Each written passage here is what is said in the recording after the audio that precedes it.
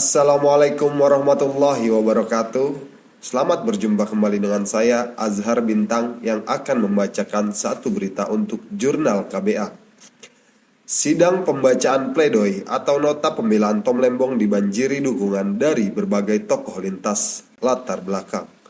Deretan pegiat demokrasi, politisi, mantan aparat penegak hukum, hingga akademisi tampak hadir memberikan solidaritas.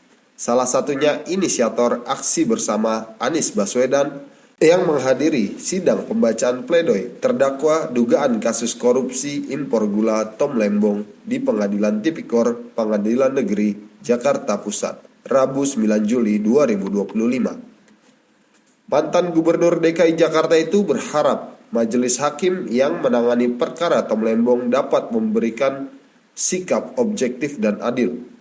Siang hari ini saya hadir ke Pengadilan Negeri Jakarta Pusat untuk menghadiri persidangan yang agendanya pembacaan pledoi Bapak Tom Lembong, kata Anies kepada KBA News.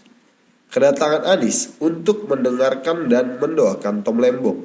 Anies yakin majelis hakim bisa memutuskan dengan adil.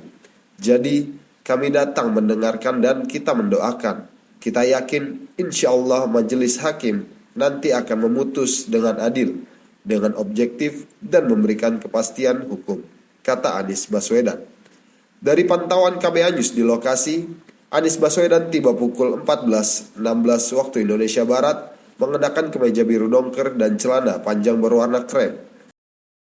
Selain Anies, sejumlah tokoh terlihat menghadiri persidangan Tom Lembong seperti mantan Wakil Kapolri, Komjen Urgoseno, mantan Sekretaris Kementerian BUMN Said Didu, Wakil Ketua KPK periode 2015 sampai 2019 Saud Sitomorang, aktivis dan tokoh KPK Bambang Wijoyanto. Kemudian terlihat juga politikus senior PPP Habil Marati, mantan Komisaris Ancol Geis Khalifah, pakar hukum tata negara Refli Harun, pakar hukum pidana UI Dr. Ganjar Laksamana Bonaprapta, Ketua Umum Gerakan Rakyat Sahrin Hamid, Laode Basir, CEO KBA News, Ramadan Pohan, dan Tatak Ujiati.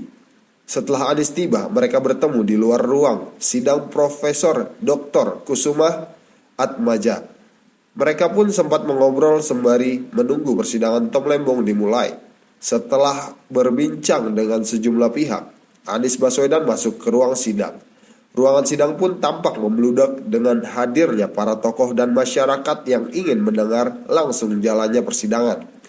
Di luar ruang sidang, suasana pun hangat. Sejumlah tokoh saling menyapa dan memberikan semangat. Anies pun terlihat duduk di bangku penghujung sidang di barisan paling depan sisi kanan bersama Geis Khalifah. Terlihat ruangan begitu penuh, bangku-bangku ruang sidang terisi penuh oleh relawan Tom Lembong. Beberapa tokoh yang hadir harus keluar menyaksikan di depan layar televisi jalannya sidang karena tidak kebagian tempat duduk. Sekitar pukul 14.20 waktu Indonesia Barat, Tom Lembong bersama istrinya Maria Francisca Wiharja beserta kuasa hukum tiba di Pengadilan Tipikor Jakarta Pusat. Setiba di lokasi, Tom Lembong beserta istrinya dan kuasa hukum langsung memasuki ruang sidang Profesor Dr. Kusuma Atmaja. Kebersamaan mereka di pengadilan memperkuat pesan bahwa ini adalah soal keadilan yang lebih besar, menjaga nalar hukum, melindungi integritas birokrasi, dan memastikan keberlangsungan iklim demokrasi serta kepastian hukum di Indonesia. Adapun nota pembelaan itu diajukan oleh Tom Lembong usai dituntut 7 tahun penjara terkait kasus dugaan korupsi impor gula yang menjeratnya.